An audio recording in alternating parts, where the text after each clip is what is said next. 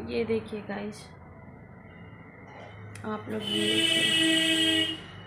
मुझसे रहा नहीं गया तो मैं इतना खा ली हूँ, क्योंकि आज बहुत ही जल्दी मुझे चाय मिल गया है। अभी 8 बजने जा रहा है और आज मुझे चाय मिल गया है और ये टोस्ट मिला है, इसे मैं खा रही हूँ। तो मन कर रहा है ना कब खा लूँ, क्योंकि सुबह ही सुबह ना भूख जैसा लगने लगता है। और चाय तो पीने की आदमी को इच्छा होती है सुबह सुबह। तो आज 8 बजे ही मिल गया है मुझे। देखिए, मैं आप लोगों को दिखा रही हूँ। तो मन कर रहा है, ये कटोरी में चाय है, देखिए। तो इसे मैं खा रही हूँ। मेरी बेटी दर्शना गई है मदरसा में, मैं मदरसा में भेजी हूँ उसको। और मेरा मन कर रहा था कि जब दर्शना आएगी तभी मैं कुछ मंगा के दुकान से खाऊंगी।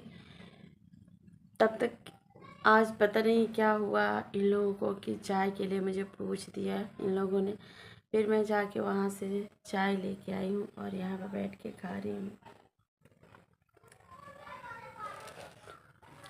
तो गाइस, बातें तो बहुत है और बातें आप लोगों से ही शेयर करना है मुझे। और आप लोग ही मुझे रास्ता दिखाओगे, मुझे बताओगे कि मुझे कैसे जीना है। और मरने का नाम मुझे नहीं लेना है, मुझे जीना ही जीना है। जब तक कि ऊपर वाले की मर्जी ना हो, मुझे मरना नहीं है। आप लोग ही मुझे बताओगे। तो अभी सोच रही हूँ कोई जॉब मिले तो क्या जॉब मिलेगी हम जैसे लोगों को, जब अच्छे से पढ़ाई नहीं हुई है। और तो किस काम का है इंसान, खासकर लड़कियां, औरतें अगर पढ़ाई नहीं हुई है तो यही ना करेगी, किसी के घर पे जाके चूल्हा चौका करेगी। तो देहात में तो चूल्हा चौका के लिए कोई जॉब पे रखेगा नहीं। ये शहर नहीं है कि बड़े बड़े लोग हैं और यहाँ पे घर में काम करने के लिए काम मिल जाएगा। यहाँ पे नहीं मिलेगा। यहाँ पे होता था खेती का काम, तो खेती का काम लोग खेत पे जाके करते थे। वो भी अब काम नहीं रहा, क्योंकि अब मशीनें आ गई हैं, मशीनें काम कर ले रही हैं।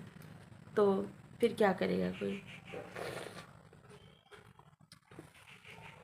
तो अभी तो बेकार पड़े हुए हैं हम जैसे लोग। फिर भी मैं, आप लोग बताओगे कि मुझे, आप लोगों की नज़र में अगर कोई काम हो हम जैसे लोगों के लिए, तो आप ज़रूर आप लोग कमेंट करिए, बताइए। और फिर वो चीज़ मैं करने की कोशिश करूँगी। और सबसे ज़रूरी ज़्यादा मुझे यही लगता है कि दिलसना की पढ़ाई कंटिन्यू होती रहे, जो कि अभी उसकी पढ़ाई रुक गई है। पता नहीं फाइनल एग्ज़ाम कैसे दे पाएगी जब पढ़ाई हो ही नहीं रही है। जहाँ पे एडमिशन हुआ, मतलब मेरे उसके दादा के यहाँ, उसके अब्बू के यहाँ, तो वहाँ पे तो अभी हम लोग हैं नहीं। मैं आ गई हूँ, आज 10वां दिन है, मैके में हूँ। तो फिर वहाँ पे एडमिशन हुआ है, वहाँ का किताब उताब सब कुछ मिला है, ड्रेस है। तो फिर यहाँ पे एडमिशन अभी मिल नहीं पाएगा। और एडमिशन होगा भी तो आधा पढ़ाई तो निकल गया है। तो फिर एग्ज़ाम कैसे देगी मेरे बच्चे। तो ज़्यादा टेंशन उसी बात का है। तो देखिए एग्ज़ाम दे पाती है कि नहीं दे पाती है। मेरा मन कर रहा है कि मैं दोबारा से अपने ससुराल जाने की कोशिश करूं और वहाँ पे रह के दिलसना की पढ़ाई कंटिन्यू कराऊं। और जब एग्ज़ाम दे ले उसके बाद कोई काम के फेर में पढूं, कोई काम ढूंढूं और करूं मैं।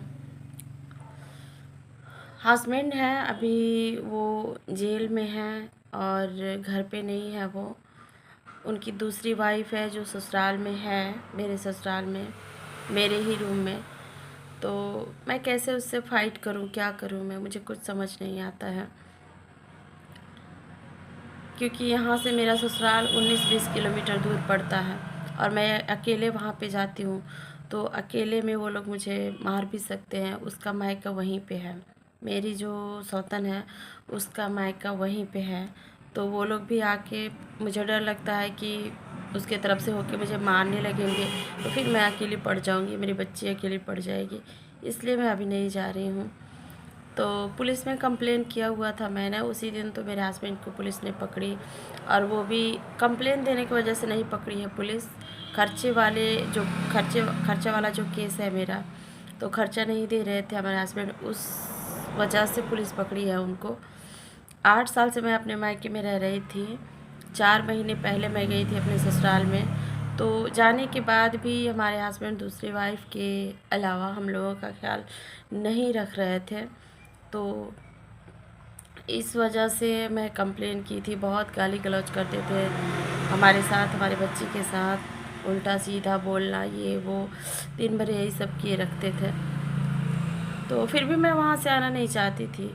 वो तो आई अम्मी को देखने के लिए, अम्मी को देख ली और यहाँ पे 2-3 दिन और रुक गई।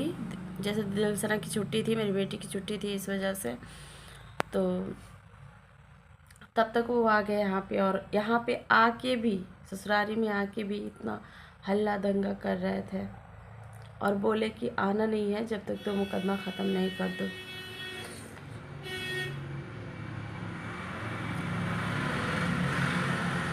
बोल के गए, तब तक वारंट उनका निकल चुका था खर्चे वाले केस में, और पुलिस उनको गिरफ्तार कर ली और वो हैं अभी जेल में। आज दूसरा दिन है।